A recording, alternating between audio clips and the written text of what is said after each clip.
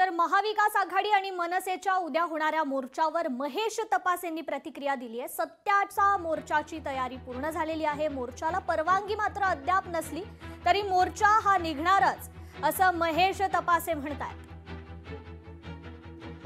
निवडणूक आयोग तोंड घाशी पडलेले आहे। निवडणूक आयोगाला सर्व पक्षीय दला नेत्यांनी अनेक वेळा वेगवेगळ्या पद्धतीचे पुरावे दिलेले आहेत।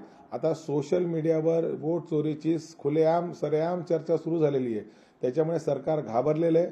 उद्या महाविकास आघाडीचा मोर्चा होणार 100% होणार, परंतु ह्या मोर्चामध्ये सामान्य नागरिक ज्यांना स्वतःच्या वोटची काळजी आहे, ज्यांना या भारतीय देशातल्या संविधानाची काळजी आहे, ते देखील मोठ्या संख्येने सामील होणार आणि सरकार तोंडघाशी पडणार। त्याच्यामुळे पोलिसी दलाचा वापर करून कुठे कायद्याची अट करता येते का, कशा पद्धतीने मोर्चाला परवानगी देण्याच्या संदर्भात टाळाटाळ करता येते का, अशा प्रकारचा प्रयत्न सरकारच्या वतीने चालू आहे।